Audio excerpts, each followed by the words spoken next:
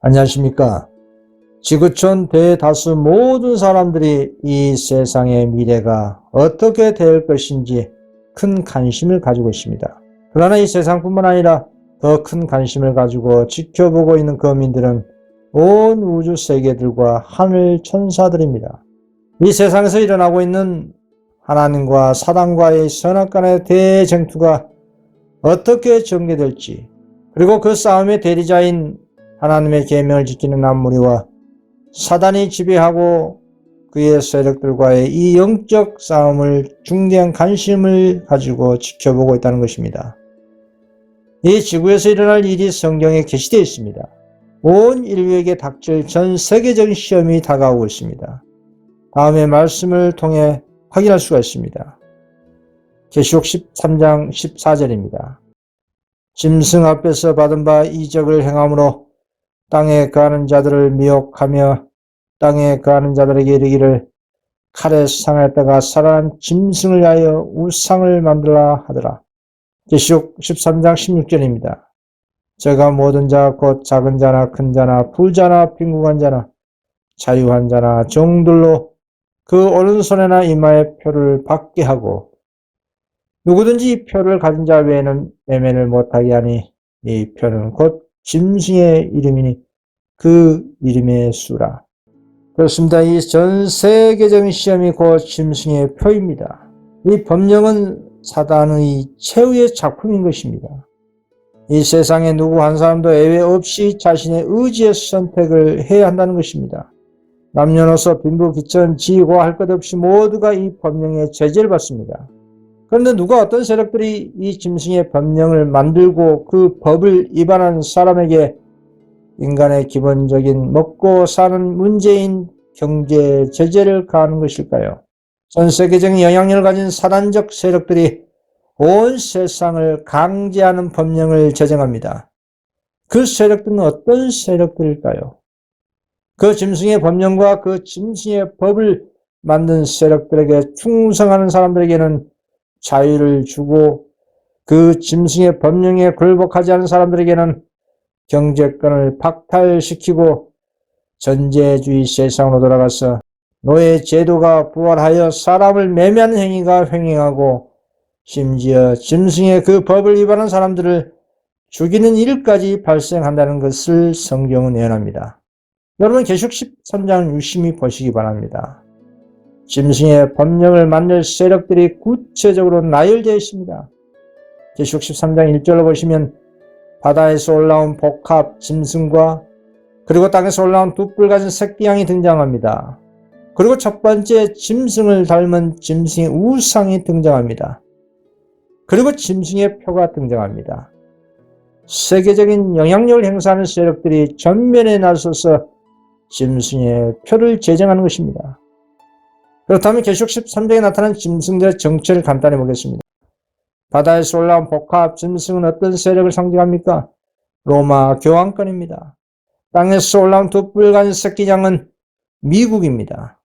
짐승의 우상은 어떤 세력을 상징할까요? 미국 개신교 세력들입니다.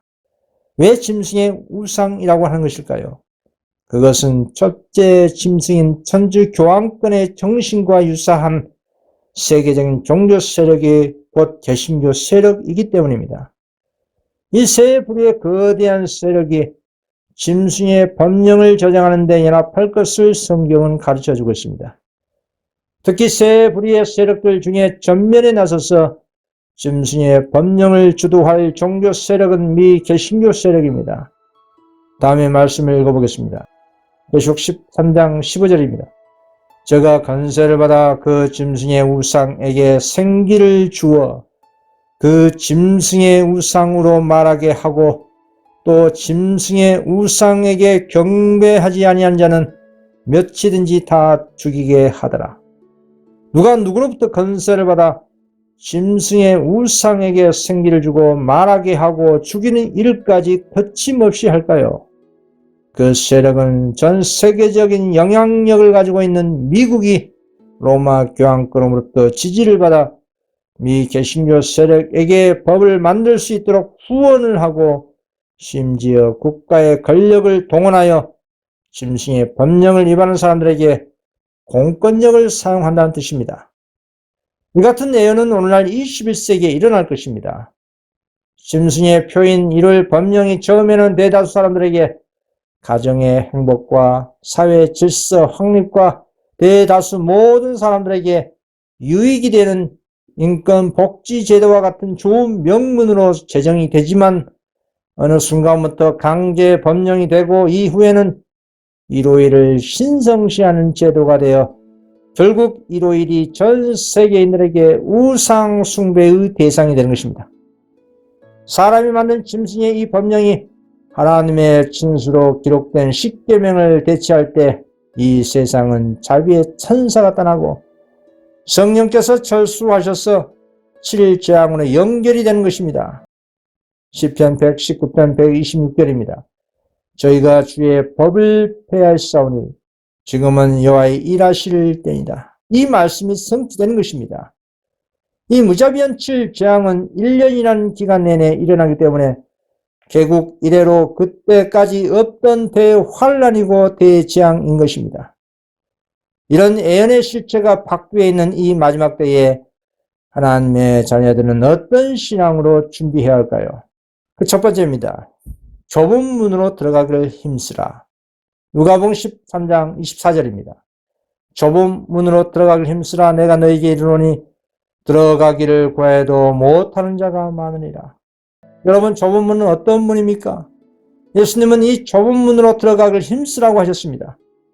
이 좁은 문은 사람들이 들어가기를 구하지만 힘을 쓰지 않는다고 하셨습니다. 어렵고 힘든 것을 싫어하는 것이 타락한 인간의 본성입니다. 그러나 예수님은 좁은 문으로 들어가기를 힘을 쓰라고 하십니다. 대다수 사람들이 들어가기를 구하는데 실상은 대다수가 들어가지를 못한다는 말씀을 하신 것입니다.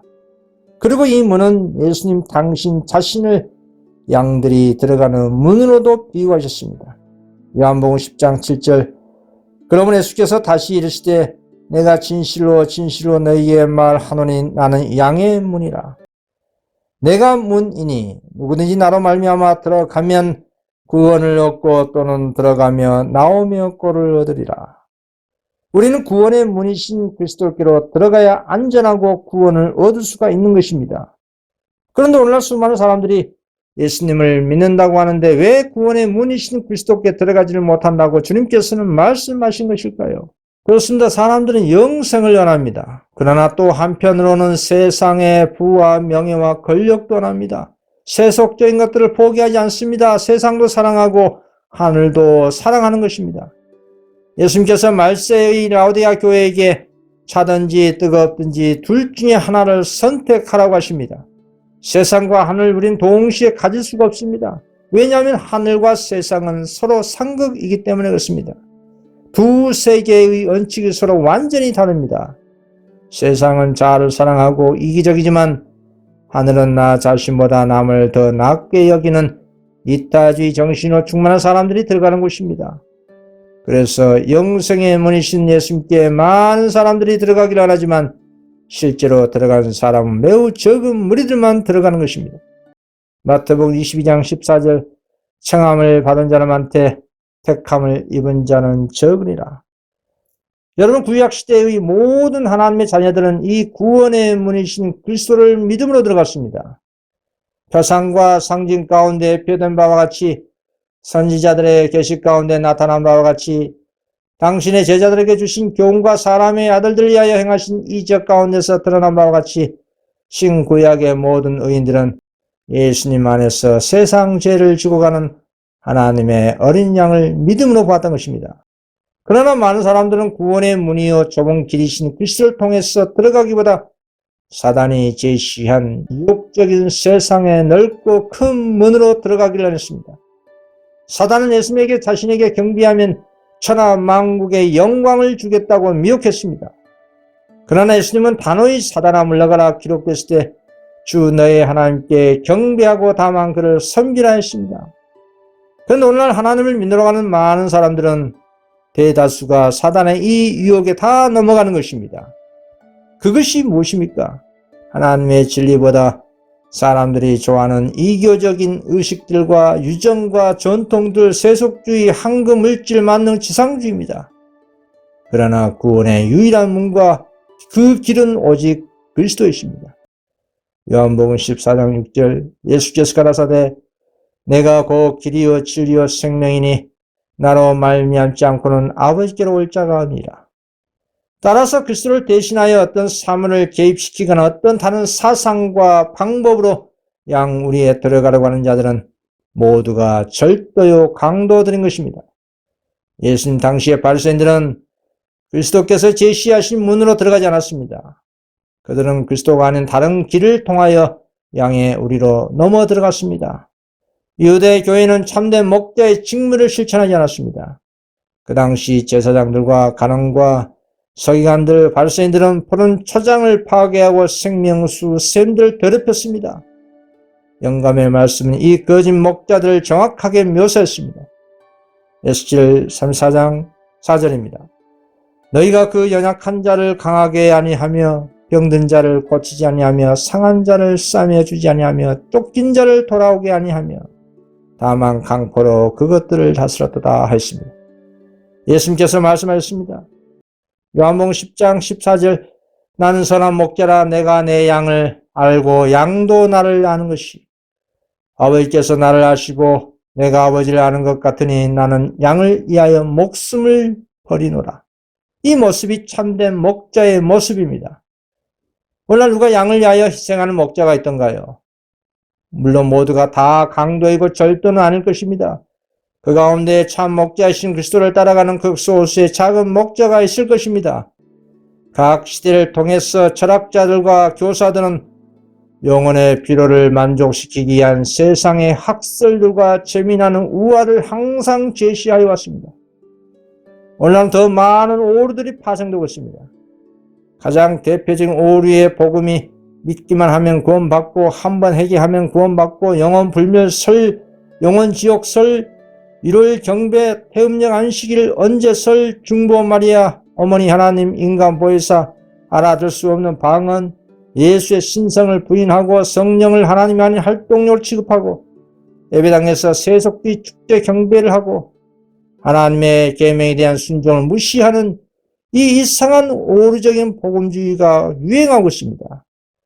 이런 오류의 방식으로 사람들의 눈과 귀를 하늘 성소에서 마지막 중보 사업을 하고 계신 그리스도로부터 돌아서게 하고 있는 것입니다.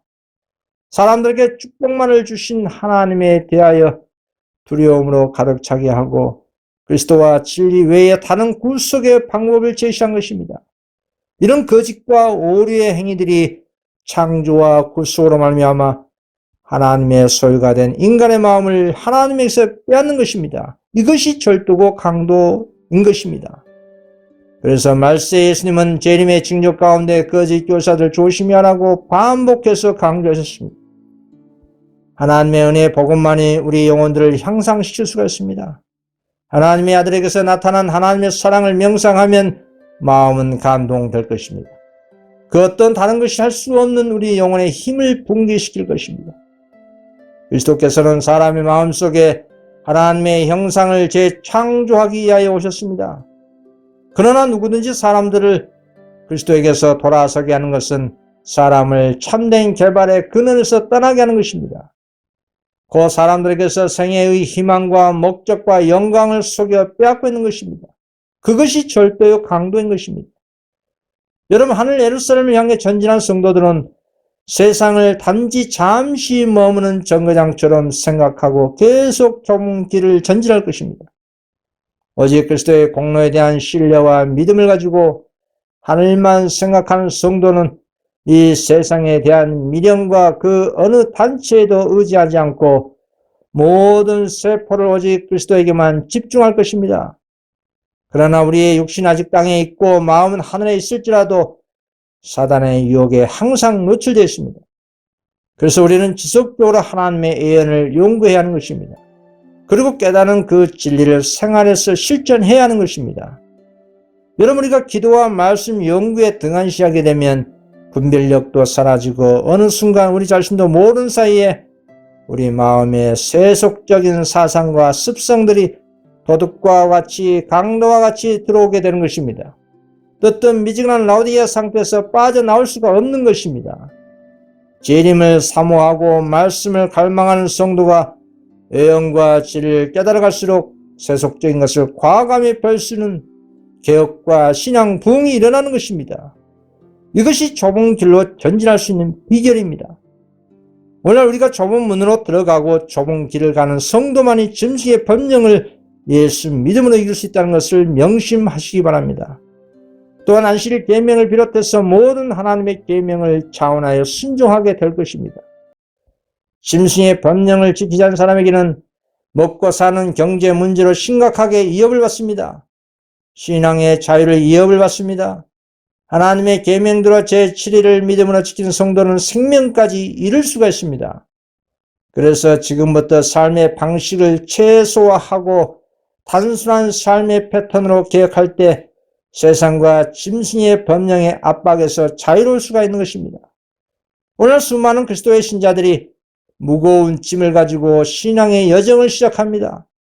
그러나 그 무거운 짐을 가지고 신앙을 할 때 많은 시험거리가 발생합니다. 자녀 걱정, 경제 문제, 취업 문제, 인간관계 문제, 사업적인 문제 등 수많은 무거운 짐을 자신의 마음에 간직한 채 신앙을 하면 결과는 어떻게 될까요? 고린도후서 7장 10절입니다. 하나님의 뜻대로 하는 근심은 후회할 것이 없는 구원에 이르게 하는 해결을 이루는 것이요 세상 근심은 사망을 이루는 것이라. 그렇습니다. 끊임없이 수고와 무거운 짐 때문에 근심 걱정에 매달려 평안을 누릴 수가 없이 결국 사망으로 들어가는 문이 되는 것입니다. 그래서 예수님께서 말씀하셨습니다. 마태복음 11장 28절 수고하고 무거운 짐진 자들아 다 내게로 오라. 내가 너희를 쉬게 하리라. 나는 마음이 온유하고 겸손하니 나의 멍에를 메고 내게 배우라. 그러면 너희 마음이 쉼을 얻으리니 이는 내 멍에는 쉽고 내 짐은 가벼움이라 하시니라. 우리 마음에 들어가 있는 무거운 세상의 짐을 예수님께 내어 맡기는 것이 유일한 해결책이고 그것이 계시록 14장의 셋째 천사 기별 가운데 있는 예수 믿음입니다. 그러면 다음에 말씀이 임하는 것입니다. 요한복음 14장 27절 평안을 너희에게 끼치노니 곧 나의 평안을 너희에게 주노라. 내가 너희에게 주는 것은 세상이 주는 것 같지 아니하니라. 너희는 마음에 근심도 말고 두려워하지도 말라. 예수님의 평안을 누릴 수가 있는 것입니다. 하늘이 땅에 내려온 그 평안을 맛볼 수가 있는 것입니다. 2번입니다. 루스벨의 타락과 그리스도의 좁은 길. 성도가 좁은 문으로 들어가는 것과 좁은 길로 간다는 것은 하나님의 말씀 따라가는 순종하는 믿음과 신앙 생활을 의미합니다. 그러나 그 길은 결코 평탄하지 않습니다. 왜냐하면 사단은 하나님의 계명대로 순종하고자 하는 믿음의 성도를 집중적으로 공격을 하기 때문입니다. 다음에 말씀을 보시기 바랍니다. 계시록 12장 17절 용이 여자에게 분노하여 돌아가서 그 여자의 남은 자손 곧 하나님의 계명을 지키며 예수의 증거를 가진 자들로 더불어 싸우려고 바다모래에 섰더라. 사단과 사단의 영의 충동을 받은 바다모래 같은 헤일 수 없는 이 세상의 대다수 세력들은 하나님의 계명을 지키며 예수의 증거를 가진 자들로 싸우려고 하는 것입니다. 하나님의 계명을 지키지 않고 예수의 증거를 가지고 있지 않은 대다수 사람들은 사단의 공격 목표가 아닙니다. 사단은 오직 하나님과 계명을 지키며 예수의 증거를 가진 자들에게만 집중적으로 공격을 하는 것입니다. 이것이 온 우주가 지켜보고 있는 선악간의 대쟁투의 초점인 것입니다. 이 영적 싸움의 본질이 무엇일까요? 여러분, 루스벨은 타락하기 전에 자신이 하나님의 면전에 놀라운 영광을 입고 있었음에도 불구하고 하나님의 말씀에 불순종했습니다. 먼저 하늘에서 시작된 죄의 역사를 간단히 보겠습니다. 하나님 계신 하늘에서 죄가 시작되었고 그곳에서 전쟁이 있었다는 사실은 참으로 놀라운 일입니다. 그리고 회개하지 않은 하늘 천사들이 3분의 1이라는 헬 수 없는 천사들이 하늘에서 쫓겨났습니다.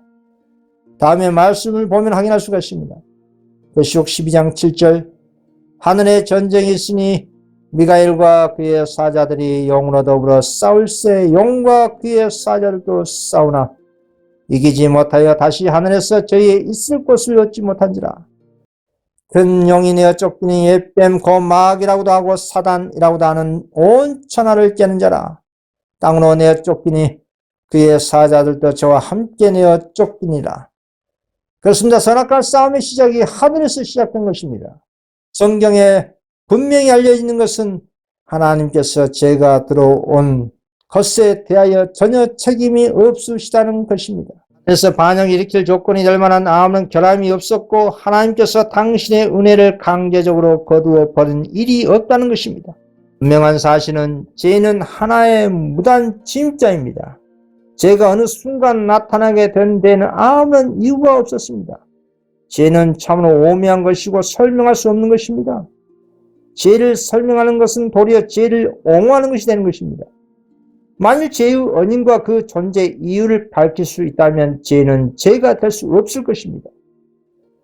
하나님의 말씀에 기록된 죄에 대한 유일한 정의는 요한일서 3장 4절 죄는 불법이라는 것입니다. 죄는 하나님의 정부의 기초가 되는 하나님의 사랑의 율법에 대항하여 싸우려는 정신의 표현인 것입니다.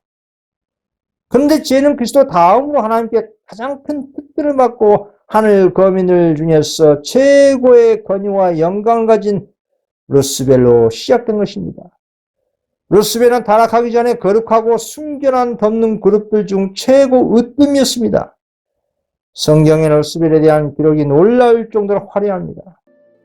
주 여호와의 말씀에 너는 완전한 인이었고 죄가 충족하며 온전히 아름다웠도다. 내가 옛적에 하나님의 동산 에덴에 있어서 각종 보석으로 단장하였도다. 너는 기름 부음을 받은 덮는 그룹이며 내가 너를 세우며 내가 하나님의 성산에 있어서 화강석 사이에 왕래하였도다. 내가 지음을 받던 날로부터 내 모든 길에 완전하더니 마침내 불의가 드러났도다. 루스벨은 하나님의 특별한 은총을 받고 있었기 때문에 온 하늘의 거민들의 존경을 받고 있었습니다.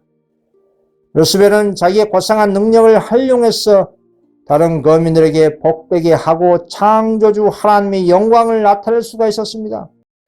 그러나 선지자는 내가 아름다움으로 마음이 교만하였으며 내가 영화로움으로 내 지혜를 더럽혔다고 말하고 있습니다. 루스벨은 차츰차츰 자기를 높이고자 하는 욕망을 품게 됐습니다. 내 마음이 하나님의 마음 같은 채 하였으니 내가 내 마음에 이르기를 내가 하늘에 올라 하나님의 뭇별 위에 나의 보좌를 높이리라. 내가 북극 지폐 산 위에 자정하리라. 가장 높은 구름에 올라 지극히 높은 자와 비기리라 하도다. 이렇게 기록하고 있습니다. 천사들 중에 최고의 으뜸이었던 루스벨은 하나님 아버지께서 당신의 아들에게 주신 영예를 어느 순간부터 아무런 이유도 없이 시기하고 욕심내기 시작한 것입니다. 그리고 오직 창조주 그리스도께서만 행사할 수 있는 큰 권세를 동경했습니다. 큰 권세는 창조주가 우주를 통치하는 권세인 것입니다. 피조물인 루스벨이 자신의 영역에서 최고로 만족하지 않고 창조주만이 행사할 수 있는 우주를 통치하는 권세를 탐한 것입니다. 창조주의 능력과 권위를 가지고 하늘에서 우주의 통치자가 되기를 원했던 것입니다. 하나님의 우주를 통치하는 권세를 갖기를 갈망했다 이 말입니다. 루스벨은 그리스도에 대한 시기심을 극복하지 못하고 더욱 마음이 굳어지고 말았습니다. 루스벨은 자신이 받은 높은 영예를 하나님의 선물로 여기지 아니하고 창조주께 감사하는 생각을 갖지 아니하기로 결심한 것입니다. 하나님과 같아지기를 열망한 것입니다. 그러나 하나님의 아들 그리스도는 능력과 권위에 있어서 아버지와 동등되시는 하늘의 군주로서 인정받고 있었습니다. 하나님의 모든 회의에 그리스도께서는 참석하였지만 루스벨은 하나님의 우주 경영에 참여한 일이 허락되지 않았습니다. 루스벨은 왜 그리스도가 재산권을 가져야 하고 자신보다 더 높임을 받아야 하는가라는 끊임없이 자기 스스로 의심했습니다. 결국 루스벨은 하나님 면전에 있는 자신의 이치를 떠나서 은밀하게 천사들 사이에 불평의 정신을 퍼뜨리기 시작했습니다. 하늘 거민들을 통제하는 하나님의 율법의 원칙이 천사들에게는 필요 없는 과도한 구속이라고 암시하면서 불만을 자극한 것입니다. 천사들의 본성은 하나님처럼 본래 죄를 질 수 없는 신적인 존재이고 성결하기 때문에 자신들은 자신의 의지가 지시하는 대로 따라야 한다고 주장한 것입니다. 그러나 여러분, 피조물인 천사들이나 사람들이 자신의 의지대로 행동한다면 어떻게 될까요? 이 말 그 자체는 아주 교묘한 논리가 들어가 있습니다. 잠언서 29장 18절 묵시가 없으면 백성이 방자히 행하니거니와 율법을 지킨 자는 복이니라 하였습니다. 잠언서 14장 12절 어떤 길은 사람의 보기에 바르나 필경은 사망의 길이라고 말씀하고 있습니다. 피조 천사들이나 인간 피조물들이 자신의 소견대로 행동하면 결국 망하고 마는 것입니다. 우리의 모범자이신 그리스도께서는 어떻게 행동하셨을까요? 당신 자신의 의지가 시킨 대로 생각하고 행동하셨을까요? 결코 그렇지 않습니다. 예수님께서는 아버지의 뜻대로 사셨습니다. 당신의 의지를 하나님 편에 두고 그 의지를 선용하신 것입니다. 고로 그 의지는 하나님의 뜻대로의 의지인 것입니다. 마태복음 26장 39절 나의 언대로 마옵시고 아버지의 언대로 하옵소서. 여러분, 우리의 마음과 애정과 의지를 하나님 앞에 두어야 가장 안전한 길이고 영생의 길인 것입니다. 마태복음 7장 21절 나더러 주여 주여 하는 자마다 천국에 다 들어갈 것이 아니요 다만 하늘에 계신 내 아버지의 뜻대로 행하는 자라야 들어가리라 하였습니다.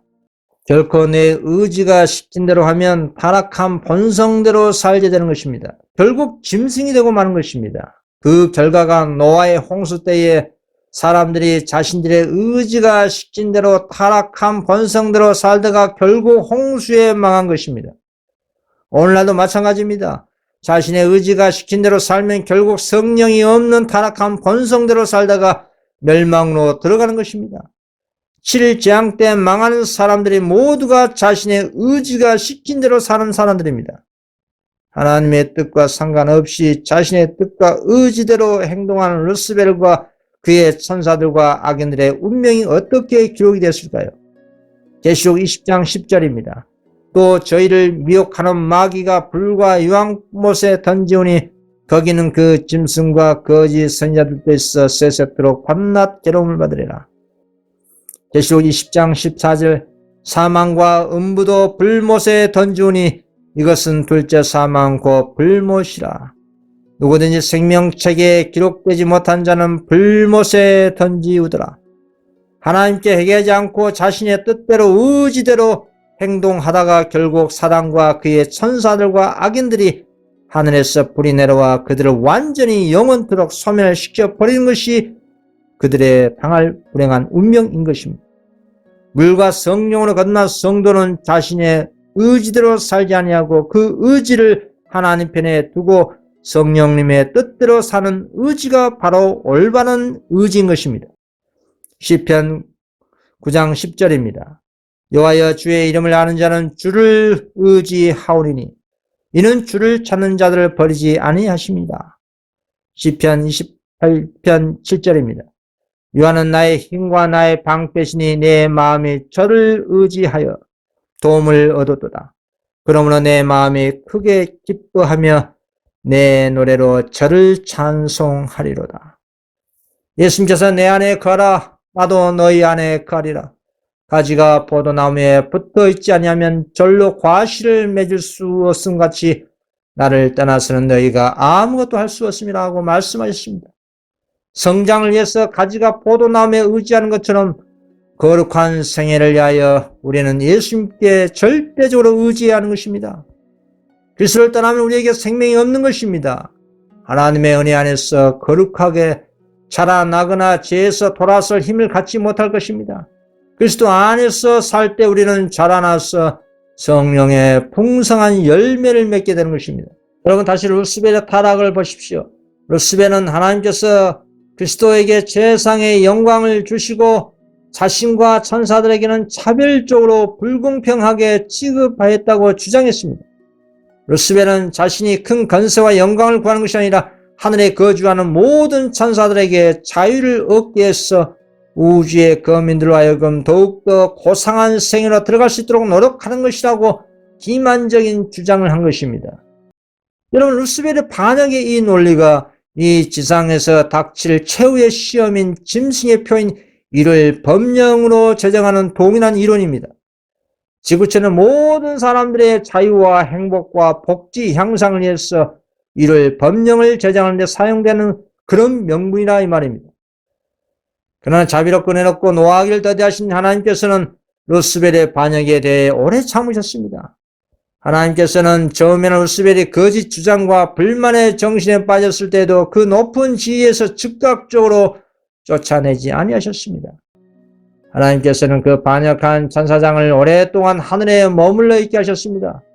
루스벨이 회개하고 순종하기만 하면 용서받을 수 있다고 되풀이해서 말해주었습니다. 하나님께서는 루스벨에게 잘못을 깨닫게 하시고자 오직 무한한 당신의 지혜와 사랑으로만 할 수 있는 온갖 노력을 다하셨습니다. 지금도 루스벨이 회개하면 하나님은 용서하십니다. 그러나 루스벨은 하나님의 간절한 호소에도 불구하고 고집스럽게 자기 자신의 불의한 행동을 변호하고 회개할 필요가 없다고 주장한 것입니다. 그리고 루스벨은 창조주를 대항하는 대쟁투에 본격적으로 뛰어들고 만 것입니다. 도리어 루스벨은 하나님의 간절한 호소를 애곡과 거짓말로 둔갑시켜 하늘 천사들 간에 논쟁하도록 하고 질서를 어지럽히고 미혹하는 수단으로 사용한 것입니다.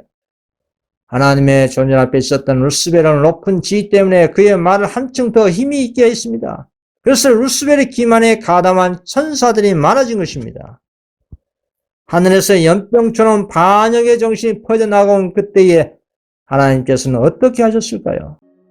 무한히 지혜로우신 하나님께서는 그와 같은 불평의 정신이 실제적인 모반 행위로 나타나기까지 사단의 활동이 진척되도록 허용하셨습니다. 루스벨과 그의 추종하는 천사들의 본성과 진상이 모든 우주의 거민들에게 분명히 드러나기까지 루스벨의 반역의 계획이 충분히 실현될 필요가 있었습니다. 여러분, 향후 이 지구촌에서 사단과 그의 세력들에 의해서 짐승의 법령인 이를 법령이 제정이 되도록 허용하신 이유도 같은 이치입니다. 사단의 짐승의 표가 계획대로 제정되도록 내버려 두면 그 결과가 어떠할지 지구촌 거민들뿐만 아니라 온 우주 거민들도 알게 될 것입니다. 물론 1차적으로 사단의 반역의 성격이 그리스도의 십자가의 죽음에서 완전히 드러났습니다. 그러나 루스벨의 반역의 정체가 그 정신이 예수님의 십자가 죽음에서 탄로났지만 루스벨은 또 다른 반역의 논리로 반역의 역사가 계속되고 있는 것입니다. 우리는 그리스도와 사단과의 선악간의 대정태에 들어왔기 때문에 이 죄의 기원을 분명하게 알고 있어야 사단의 기만에 속지 않을 수가 있는 것입니다. 하나님의 정부는 하늘의 주민들뿐만 아니라 하나님께서 창조하신 모든 세계를 다 포함합니다. 그래서 기만적인 논리의 왕인 루스벨은 만일 그가 천사들을 반역에 가담시킬 수만 있으면 모든 세계들도 자기 편에 가담할 수 있으라고 생각했던 것입니다. 사단은 자기의 목적을 달성하기 위해서 온갖 계병과 허위를 아주 교묘하게 설명하기 때문에 충성된 천사들까지도 사단의 본성을 충분히 분별하지 못했습니다. 사단의 기만과 죄가 완전히 드러나기 전에는 그것이 얼마나 사악한 것이었는지 알 수가 없었더라 이 말입니다. 왜냐하면 하나님의 우주에는 죄가 전혀 없었기 때문에 하늘의 거룩한 거민들은 죄의 본질과 극악상에 대해서 도무지 알지 못한 것입니다. 천사들과 우주의 거민들은 하나님의 율법을 무시함으로 나타날 무서운 결과를 깨닫지 못한 것입니다. 그래서 하나님께서는 사단의 반역의 본성과 본질이 완전히 나타나도록 내버려 두신 것입니다. 사단의 반역으로 인한 결과를 통해서 온 우주가 영원 무궁토록 우주적 교과서로 삼아서 죄가 더 이상 우주에 존재할 수 없도록 하시고자 하시는 것이 구속의 계획인 것입니다. 이 계획이 온전히 이루어져야 우주의 모든 피조물들이 자비와 공의로우신 하나님께 대한 사랑과 충성을 자원하여 바칠 수가 있는 것입니다. 사단의 논리는 하나님께서 하늘 주민들에 대한 율법과 법칙을 제정하실 때 공정하게 하지 않았다는 것입니다. 그리고 우주의 모든 피조물의 복종만을 요구하시는 것은 하나님의 독재적인 통치자이기 때문이라는 것입니다. 이러한 사단의 기만적인 의심이 온 우주에 뿌려졌기 때문에 하늘 주민과 온 세계들 앞에서 하나님의 정부가 공의롭고 하나님 율법이 거룩하고 완전하는 것이 실증되어야 하는 것입니다. 사단은 자기 자신이 온 우주의 행복을 촉진하기 위해서 애쓰고 있다고 하기 때문에 사단의 본성과 참 목적이 모두에게 알려져 하기 때문에 그의 악한 행위에 의한 그의 정체를 들을 수 있도록 시간이 주어져야 하는 것입니다. 이 문제 때문에 선악간의 대쟁투가 오늘날까지 6천년 동안 이어지고 있는 중입니다. 사단의 기만적인 활동으로 인해서 온 우주 거민들이 괴로운 것입니다. 그렇다고 하나님께서 즉각적으로 사단을 멸망시킬 수가 없었습니다. 만약에 즉각적으로 사단을 멸망시켜버린다면 온 우주의 피조물들이 하나님을 공포의 대상으로 어쩔 수 없이 섬기는 꼴이 되고 결국 사단의 반영의 논리가 입증되는 꼴이 되기 때문에 사랑의 하나님은 그렇게 할 수가 없는 것입니다. 충분한 회개의 기회와 죄의 결과가 드러나도록 해서 온 우주 거민들이 스스로 판단하고 알 수 있도록 하신 것이 하나님의 굴속의 경륜입니다. 그렇게 해야 사단의 반역이 장차 올 모든 시대를 통하여 온 우주의 하나의 교훈이 되고 죄의 본질과 그 무서운 결과에 대하여 영원한 증거가 되는 것입니다. 사단의 지배를 통한 인류와 천사에게 미친 영향이 하나님의 권위를 부인할 때 어떤 결과가 생기는지 알아야 하는 것입니다. 결국 하늘에서 반역한 루시벨과 그의 반역한 천사들은 하늘에서 회개하지 않은 영광으로 결국 쫓겨났습니다. 얼마나 많은 천사들이 하늘에서 쫓겨났을까요? 계시록 12장 4절입니다. 그 꼬리가 하늘 별 3분의 1을 끌어다가 땅에 던지더라. 15장 11절 내가 또 보고 들음에 보좌와 생물들과 장로들을 둘러선 많은 천사의 음성이 있으니 그 수가 만만이요 천천이라. 그렇습니다. 하늘에는 헬 수 없는 천천만만 천사들이 있는데 그 가운데 3분의 1의 수많은 천사들이 반역과 회개하지 않는 영광으로 쫓겨난 것입니다. 오늘날 하나님의 성도들도 이 같은 굴속의 경륜을 알고 신앙을 하신다면 우주적인 사명감을 가지고 신앙하게 되실 것입니다. 이 같은 우주적인 굴속의 경륜을 그리스도께서 십자가에서 온전히 이루신 것입니다. 죄와 사단의 멸망이 영원히 확실해졌다는 것과 인류의 굴속이 보장되었다는 것과 온 우주가 영원토록 안전하게 되었다는 것이 갈바리에서 이루신 그리스도의 희생의 결과인 것입니다. 그래서 그리스도께서는 이 모든 것을 내다보시고 십자가 위에서 다 이루었다고 부르짖으셨던 것입니다.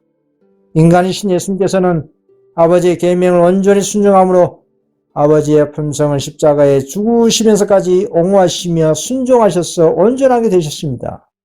그리고 당신을 순종하는 모든 사람들에게 영원한 구원의 근원이 되셨습니다. 예수님의 전생에는 철저히 좁은 문으로 들어가셔서 좁은 길의 여정이었습니다. 그리고 협착한 좁은 길이었던 십자가에서 온전히 완주하신 것입니다. 예수님께서는 죄악의 세상이 이 지구 행성이라는 좁은 문으로 들어오셨습니다. 죄악으로 범벅이 된 이 세상에서 흥가점 없는 예수님께서 좁은 길로 생애한다는 것은 결코 쉬운 일이 아니었습니다. 왜냐하면 사단이 예수님의 발자취를 끊임없이 따라다니며 방해와 유혹을 하기 때문이었습니다. 우리 인간들은 죄악으로 길들여진 연고 때문에 좁은 문과 좁은 길이 무엇을 의미하는지 잘 모를 것입니다. 왜냐하면 사람들은 일반적으로 자신이 편한 방법과 쉬운 길을 가는 것을 본능적으로 선호하기 때문입니다.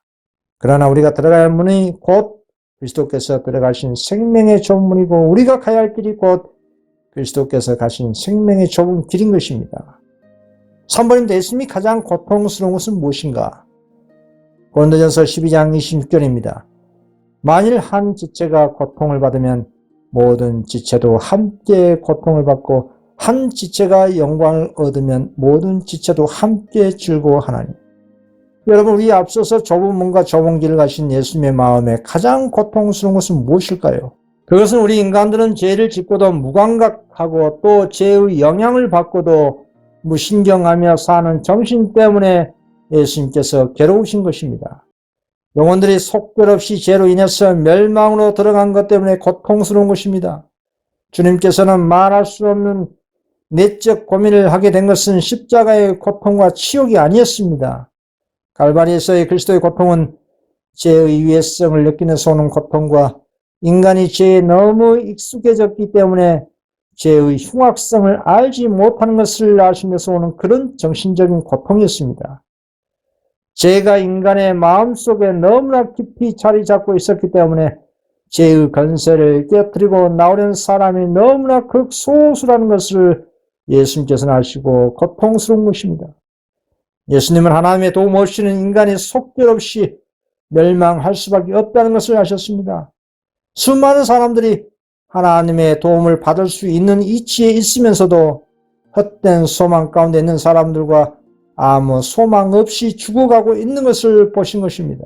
이것이 너무나 고통스러운 것입니다. 예수님은 그 당시 당신을 배척한 유대 교회와 각 시대마다 당신을 믿으러 한 수많은 사람들이 영생의 기회를 거절하고 속절없이 멸망으로 들어가는 것을 내다보시고 이런 안타까운 탄식을 하셨습니다. 마태복음 23장 37절입니다. 예루살렘아 예루살렘아 선지자들을 죽이고 내게 파송된 자들을 돌로 치는 자여 암탉이 그 새끼를 날게 하려 몸같이 내가 내 자녀를 모려 한 일이 몇 번이냐. 그러나 너희가 얹지 아니하였도다. 4번입니다. 좁은 문으로 들어가서 좁은 길을 끝까지 완주하려면 어떻게 해야 할까요? 잠언서 6장 16절입니다.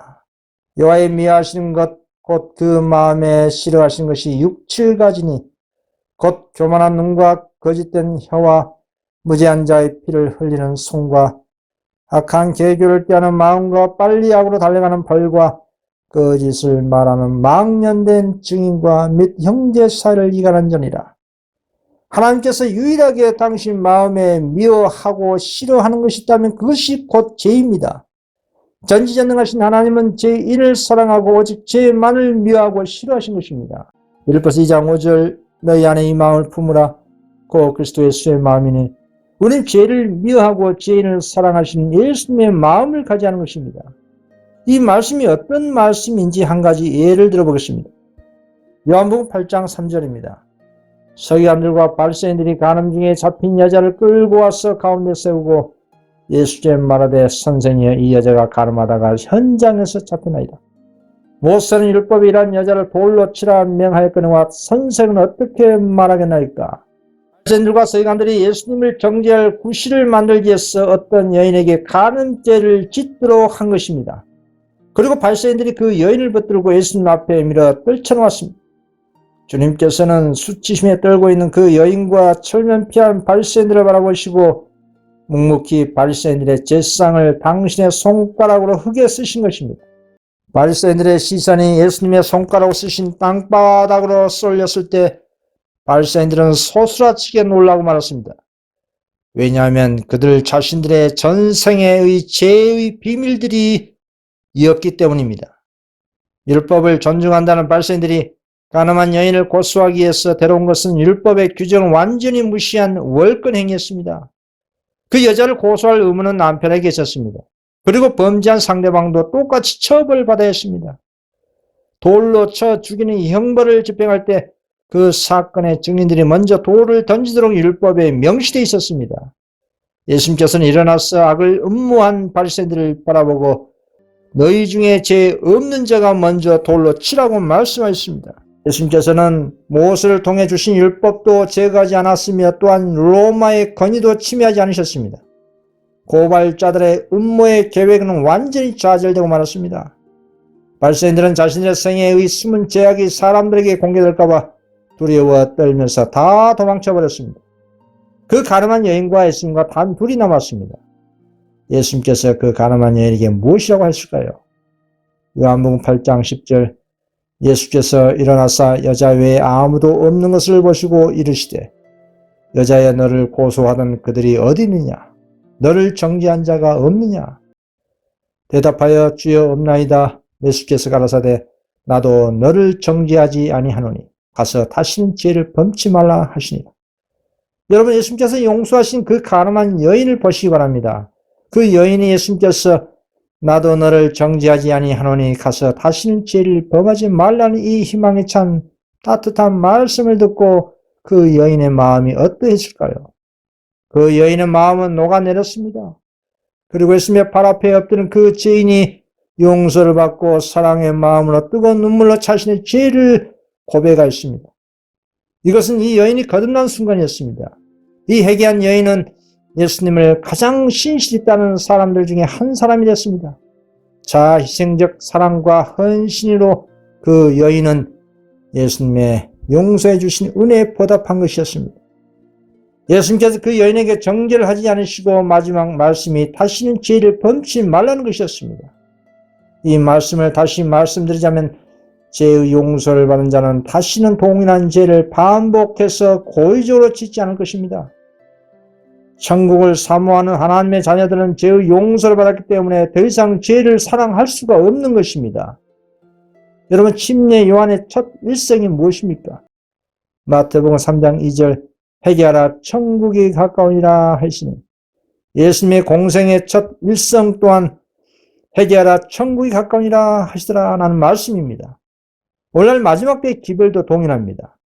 계시록 14장 9절 또 다른 천사 곧 셋째가 그 뒤를 따라 큰 음성으로 가로되 만일 누구든지 짐승과 그의 우상에게 경배하고 이마에나 손에 표를 받으면 그도 하나님의 진노의 포도주를 마시리니 그 진노의 잔에 섞인 것이 없이 부은 포도주라. 거룩한 천사들 앞과 어린 양 앞에서 불과 유황으로 고난을 받으리니. 그렇습니다. 짐승의 표를 받지 말라는 것입니다. 다시 말하자면 하나님께로부터 죄 용서를 받은 사람은 하나님의 계명을 지킬 것이고 범죄하지 않고 더 깊은 회개로 나아갈 것입니다. 그리고 더 적극적으로 셋째 천사 기별에 추가된 최후의 통첩이 모든 타락한 종교 단체에서 그리고 세상에서 내 백성아 나오라는 이 기별에 동참할 것이고 하나님의 밤중 소리 역할을 할 것입니다. 계시록 18장 4절 또 내가 들으니 하늘로서 다른 음성이 나서 가로되 내 백성아 거기서 나와 그의 죄에 참여하지 말고 그의 받을 재앙들을 받지 말라.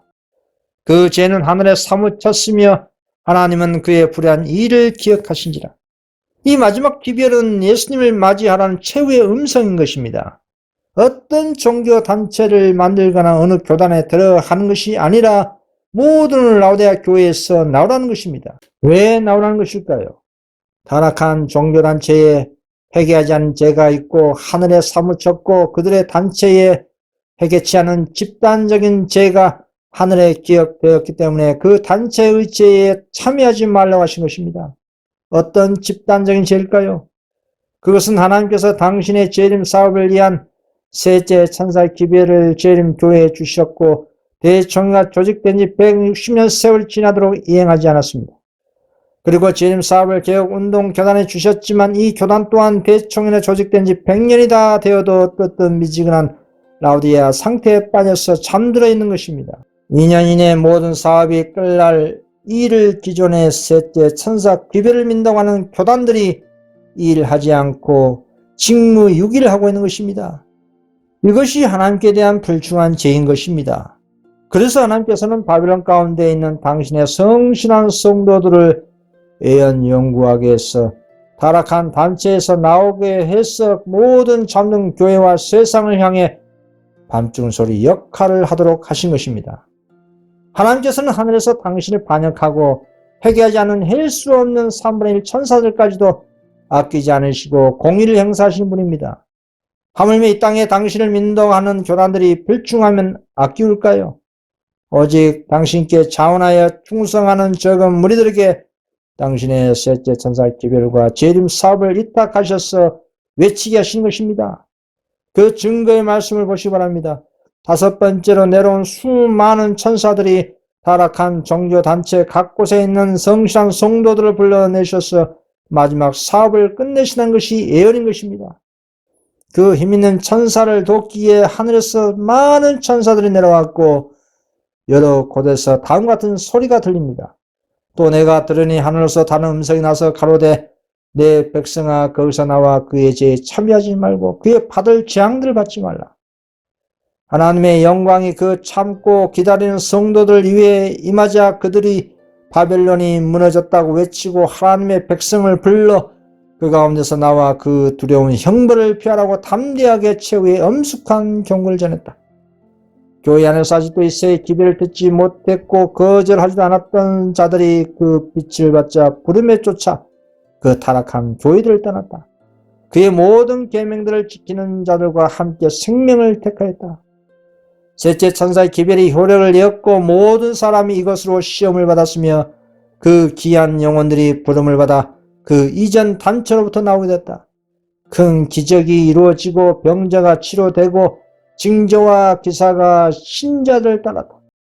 하나님께서는 그 일에 함께 하시자 모든 성도들은 결과는 어찌됐든 두려워하지 않고 다 각기 저희의 양심의 호소에 따라 하나님의 계명을 지키는 모든 사람들과 연합하여 힘있게 셋째 천사의 기별을 외쳤다. 나는 이 기별이 반중소를 받아 훨씬 더 힘있는 세력으로 마칠 것을 보았다라는 영감의 계시입니다. 여러분 다시 가늠한 여인의 그 모습을 보십시오. 주님께서 이 가늠한 여인을 용서하시고 고상한 생활을 하도록 격려하신 이 일 가운데서 우리는 무엇을 배울 수가 있겠습니까? 예수님의 죄를 가볍게 여기거나 죄책감을 경감시키지 않은 동시에 정죄하지 않고 구원하려고 노력하신 자비롭고 공의로우신 하나님의 마음을 볼 수가 있습니다. 세상은 이 여인에게 멸시와 조롱을 하지만 예수님은 위로와 희망의 말씀을 하십니다.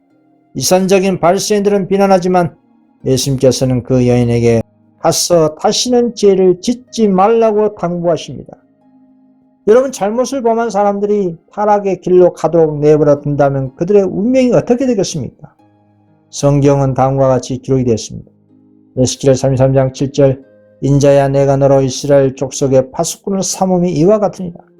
그런즉 너는 내 입의 말을 듣고 나를 대신하여 그들에게 경고할지어다. 가령 내가 악인에게 이르기를 악인아 너는 정령 죽으리라 했다 하자 내가 그 악인에게 말로 경고하여 그 길에서 떠나게 아니하면 그 악인은 자기 죄악 중에서 죽으려니와 내가 그 피를 내 손에서 찾으리라. 그러나 너는 악인에게 경고하여 돌이켜 그 길에서 떠나라고 하되 그가 돌이켜 그 길에서 떠나지 아니하면 그는 자기 죄악 중에서 죽으려니와 너는 내 생명을 보전하리라. 그렇습니다. 다른 사람들을 고발하는 데 앞장서고 그들을 재판하여 처벌을 하는 데 열중하는 고소자들이 오히려 가늠한 여인보다 죄가 더욱 많을 수 있는 것입니다. 세상의 불신자와 술주정뱅이들을 비난하지만 사실은 그들보다 하나님을 믿고 말씀을 가르치는 성직자들이 더 은밀한 죄악이 많다는 것을 이의 가늠한 여인을 고발한 바리새인들의 제사상을 통해서 알 수가 있습니다.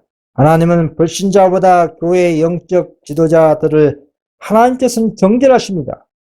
그래서 심판도 교회부터 그리고 늙은 자인 종교 지도자들로부터 하는 것입니다. 에스겔 9장 6절 늙은 자와 젊은 자와 처녀와 어린아이와 부녀를 다 죽이되 이마에 표 있는 자에게는 가까이 말라 내 성소에서 시작할지나 하시며 그들이 성전 앞에 있는 늙은 자들로부터 시작하더라. 베드로전서 4장 17절 하나님 집에서 심판을 시작할 때가 되었나니 만일 우리에게 먼저 하면 하나님의 복음을 순종치 아니한 자들의 그 마지막이 어떠하며 그래서 성직자들이 목사들이 구원받기가 매우 어려운 것입니다. 왜냐하면 받은 빚에 따라 심판을 받는데 받은 빚에 비례해서 하나님께 충성하지 않기 때문입니다. 5번입니다. 죄를 미워하고 죄인을 사랑하는 방법입니다. 마태복음 5장 44절 나는 너에게 이르노니 너희 원수를 사랑하며 너희를 핍박하는 자를 위하여 기도하라. 사람들은 죄를 사랑하면서도 죄인은 미워합니다. 왜 그럴까요?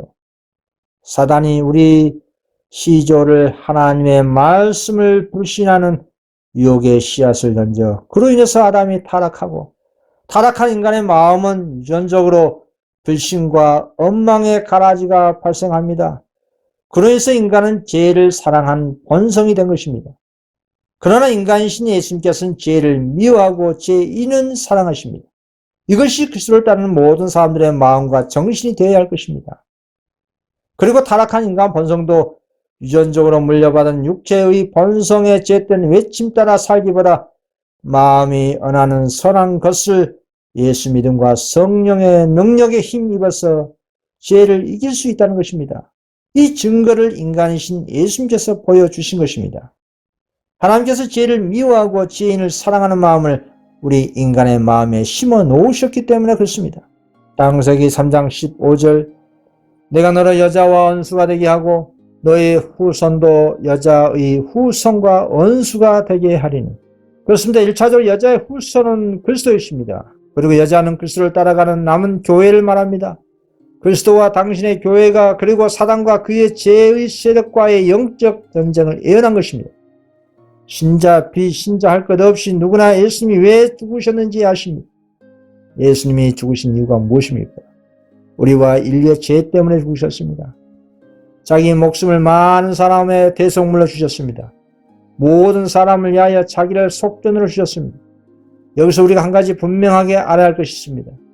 예수님의 대속적 죽음은 우리보다 인류보다도 내 자신의 죄 때문에 죽으셨다고 믿는 것이 중요합니다. 이것이 좁은 문으로 들어가는 첫 발걸음입니다.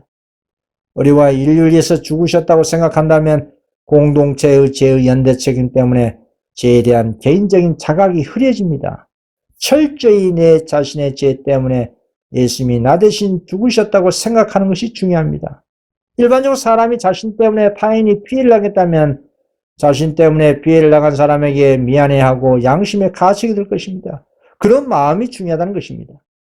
그런데 예수님이 왜 죽으셨는지 모르는 사람이 계신다면 그 십자가에 달리신 사람이신 예수님을 계속적으로 마음속에서 바라보고 생각하시기 바랍니다. 그리고 출애굽기 20장에 있는 하나님의 친수로 기록이 된 십계명을 읽어보시기 바랍니다. 그러시면 사람이신 예수께서 왜 죽으셨는지를 성령께서 알려주실 것입니다. 자신의 양심에 성령의 세임이란 간절한 호소가 듣게 되실 것입니다. 오랫동안 자각하지 못한 노성벽 같은 마음이 따뜻한 햇빛에 눈 녹듯이 녹을 것입니다. 성령께서 오랫동안 그 영을 위해 호소하신 그 음성을 여러분은 듣고 무릎을 꿇고 하나님께 자신의 죄를 자복할 것입니다. 하나님의 계명을 범한 나의 죄 때문에 예수님이 나 대신에 죄값을 죽음으로 치르셨다는 충격적인 사실을 마음 가운데 확신하게 될 거라 이 말입니다. 그리고 자신의 죄를 증오하게 될 것입니다. 이것은 저의 신앙생활을 시작할 때의 첫 중생의 경험이었습니다. 몽학 선생이신 하나님의 율법이 속절없이 죽을 수밖에 없는 저를 그리스도의 십자가로 인도하신 것입니다. 갈라디아서 3장 24절 이같이 율법이 우리를 그리스도에게로 인도하는 몽학 선생이 되어 우리로 하여금 믿음으로 말미암아 의롭다 함을 얻게 하려 함이라. 여러분, 우리는 이 세상의 나그네입니다. 이 세상은 종착지가 아닙니다. 우리의 최종 목적지는 하늘 예루살렘 도성입니다. 하늘을 향한 좁은 길을 끝까지 완주하려면 하나님이 미워하시고 싫어하는 이 죄를 예수님의 마음으로 강렬하게 증오해야 하는 것입니다. 왜냐하면 사단은 끊임없이 하늘 향해 나가는 성도를 죄를 짓도록 유혹을 하기 때문에 그렇습니다. 그런데 인간은 어떻습니까? 죄를 사랑하고 죄인은 미워합니다. 이것이 사단의 유혹의 방법입니다. 죄는 대단히 유혹적이고 매력적이고 재미있는 것입니다. 그러나 사단이 제시한 죄의 유혹물보다 더 매력이 있는 것이 있다면 여러분들은 어떤 선택을 하시겠습니까? 저는 과거 하나님을 모르고 살았을 때 죄의 유혹물에 빠져 살았지만 그 사단의 유혹물보다 더 매력적인 하늘의 거룩한 사물과 길이요 진리신 생명이신 그리스도를 만난 연고 때문에 사단이 제시한 유혹물에 대한 매력이 일처 사라지고 말았습니다. 수많은 사람들이 예수님을 믿노라고 하지만 아직도 죄와 세속과 관계를 끊지 못하고 세상과 하늘을 동시에 가지고 싶어하는 사람들이 많습니다. 그 행위는 마지막 때의 라오디게아 교회의 영적 상태입니다. 계시록 3장 16절 내가 이같이 미증하여 덥지도 아니하고 차지도 아니하니 내 입에서 너를 토하여 내치리라. 뜻든 미증한 신앙 결코 하나님께서 받지 않으시고 도리어 토하여 버리신다고 강력하게 경고를 하셨습니다. 두 마음으로 갈라진 마음은 주님께서 받지 않으십니다. 야고보서 1장 8절 두 마음을 품어 모든 일에 정함이 없는 자로다. 야고보서 4장 8절 하나님을 가까이 하라 그리하면 너희를 가까이 하시리라.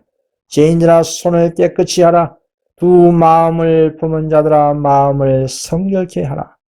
마태복음 6장 24절 한 사람이 두 주인을 섬기지 못할 것이니 혹 이를 미워하며 저를 사랑하거나 혹 이를 중히 여기며 저를 경히 여김이라. 너희가 하나님과 제물을 겸하여 섬기지 못하니라. 여러분, 바알이 하나님은 바알을 섬기든지 여호와가 하나님은 우리는 분명히 하나님을 섬겨야만 하는 것입니다. 두 마음을 품고 신앙하는 그 행위 그 자체가 멸망으로 들어가는 넓은 길인 것입니다. 마태복음 7장 13절 좁은 문으로 들어가라. 멸망으로 인도하는 문은 크고 그 길이 넓어 그리로 들어가는 자가 많고. 하늘을 사랑하고 그리스도의 의가 마음에 내재된 성도는 사람들이 찾지 않은 생명으로 인도한 좁은 문으로 들어가고 협착한 좁은 길로만 갈 것입니다. 왜냐하면 성령께서 그 좁은 길로 인도하신 것을 거절하지 않고 기쁨으로 가기 때문에 그렇습니다. 이 좁은 문과 좁은 길로 가본 경험이 없는 사람들에게는 무슨 말인지 도무지 이해가 안 될 수가 있을 것입니다. 그래서 위에서 제가 언급한 것처럼 하나님의 진수로 기록이 된 십계명을 일상 읽고 묵상하시고 십자가에 달리신 예수님을 마음속에 항상 명상하시라는 뜻입니다. 이 두 가지를 병행해서 신앙하신다면 성령께서 애적 길, 선한 길, 좁은 길로 인도하실 것입니다.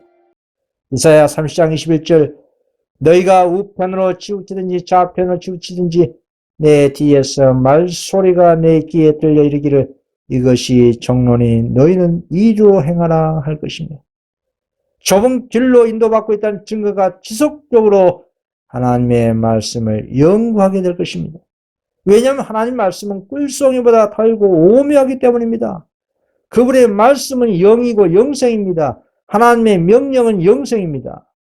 요한복음 12장 50절 나는 그의 명령이 영생인 줄 아노라. 그러므로 나에 이르는 것은 내 아버지께서 내게 말씀하신 그대로 이루노라 하시니라.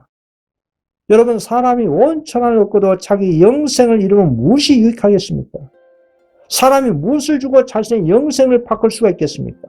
아무것도 없는 것입니다. 그래서 예언의 말씀을 지속적으로 연구하시기 바랍니다. 그것이 좁은 길로 기쁜 마음으로 갈 수 있는 신앙의 동력이 될 것입니다. 여러분들 성경을 읽고 예언을 연구하시면 여러분 옆에 천사가 일깨워 주실 겁니다. 여러분 다니엘이 2300조의 하나님의 계시를 보았지만 알 수가 없었습니다.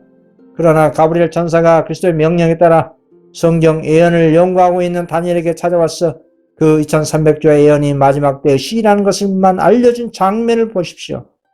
다니엘 8장 16절입니다. 내가 들은즉 레강 두 언덕 사이에서 사람의 목소리가 있어 외쳐 이르되 가브리엘아 이 이상을 이 사람에게 깨닫게 하라 하더니 그가 나의 선 곳으로 나왔는데 그 나올 때에 내가 두려워서 얼굴을 땅에 대고 엎드리며 그가 내게 이르되 인자야 깨달아 알라 이 이상은 정한 때 끝에 가는 것이다. 이렇게 천사는 하나님의 예언의 말씀을 간절히 사모하고 주님의 뜻이 무엇인지 알고 싶어 성경을 연구하는 성도에게 찾아와서 깨달아 알게 해 주신 것입니다. 이것이 성도를 좁은 길이요 선한 길로 성령께서 인도하시는 방법입니다. 그럼 여러분들은 성령께서 깨달아 알게 해주신 그 진리의 말씀을 거절하지 않고 순종하면 되는 것입니다. 이것이 좁은 길을 천사의 인도에 따라가는 것입니다. 그리고 다윗 말씀을 자신에게 성취된 것을 알 수가 있을 것입니다. 계속 14장 4절 이 사람들은 여자로 더불어 더럽히지 아니하고 정절이 있는 자라 어린 양이 어디로 인도하든지 따라가는 자며 사랑 가운데서 구속을 받아 처음 익은 열매로 하나님과 어린 양에게 속한 자들이 그렇습니다. 이들은 여자의 남은 자손인 14만 4천인 위에서 말씀드린 것처럼 사단과 삼중연합 세력과 치열하게 선악간의 대정들에 참가한 하나님의 최종적인 남은 교회입니다. 14만 4천은 유일하게 하나님의 계명을 예수 믿음으로 지키며 성령의 예언의 은사를 가지고 천사들의 인도하심에 따라 좁은 길을 가는 성도들입니다. 그래서 사단이 용처럼 포효하여 바다 모래에 이어서서 이들을 향해 공격하는 것입니다. 좁은 길만 가는 여자의 남은 자손은 사단의 일요일 법령에 결단코 굴복하지 않습니다. 이들은 하나님의 계명을 예수 믿음으로 지키는 최후의 인내의 성도들입니다. 계속 14장 12절 성도들의 인내가 여기 있나니 저희는 하나님의 계명과 예수 믿음을 지킨 자이다. 여러분 지금 예수님처럼 좁은 문으로 들어가서 좁은 길을 가는 방법을 말씀드리고 있는 것입니다. 번째는 하나님께서 가장 싫어하시고 미워하신 죄를 미워하고 죄인을 사랑하는 마음입니다. 여자의 남은 자손들도 예수님의 마음으로 죄를 미워하고 죄인을 사랑하는 것입니다. 여러분, 두 번째로 좁은 길로 가고자 원하신다면 하나님께서 우리 자신에게 베푸신 사랑을 과거에서부터 다시 한번 기억하시길 바랍니다. 신명기 15장 15절 너는 애굽 땅에서 종되었던 것과 내 하나님 여호와께서 너를 속하셨음을 기억하라. 그를 인하여 내가 오늘날 이같이 내게 명하노라. 이사야 46장 9절입니다. 너희는 옛 정의를 기억하라. 나는 하나님이라. 나 외에 다른 이가 없음이라. 나는 하나님이라. 나 같은 이가 없느니라. 우리 각자를 지으셔서 이 땅에 태어나게 하신 하나님의 놀라운 이 구속의 사랑을 생각해 봐야 합니다. 여러분 어느 때 하나님의 사랑을 경험하십니까? 저는 하나님의 사랑을 저희 어머니를 통해서 가장 많이 체득했습니다. 저희 어머니께서 살아 생전에 제게 베푸신 그 사랑과 헌신과 희생을 일체 잊을 수가 없습니다. 저희 어머니는 항상 새벽 1시경에 일찍 일어나셔서 기도하셨습니다. 저희 어머니의 기도의 음성에 제가 깨어나면 어머니의 기도를 듣게 됩니다. 제일 먼저 저의 건강과 일터에서 다치지 않게 해달라는 간절한 기도인 것입니다. 그리고 기도가 마치면 집안의 청소를 깨끗하게 하시고 새벽에 시장에 가셔서 신선한 야채를 사가지고 오셔서 반찬을 만드시고 제게 아침밥을 해주십니다. 이 같은 반복된 일을 신앙을 시작하신 때부터 시작하셔서 아프셔서 병원에 입원하시기 전까지 하루도 빠짐없이 하셨습니다. 그리고 병원 생활 10년 동안 돌아가시 직전까지 절리해서 기도하셨습니다. 임종 3일 전에는 제 손을 붙들고 이 엄마는 90년 동안 살았으니 죽어도 괜찮은데 이 엄마는 너가 걱정이다.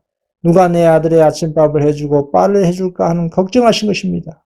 그리고 임종 직전에는 저희 어머니와 저는 서로 꼭 손을 붙들고 마지막 기도와 하나님의 부활의 약속의 말씀을 믿음으로 붙들고 예수님 오신 그날 다시 만나자는 약속과 함께 하나님 말씀을 읽어드렸습니다.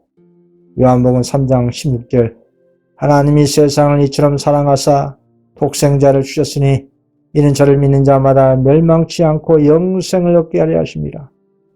요한복음 11장 25절 예수께서 가라사대 나는 부활이요 생명이니 나를 믿는 자는 죽어도 살겠고 무릇 살아서 나를 믿는 자는 영원히 죽지 아니하리니 이것을 내가 믿느냐.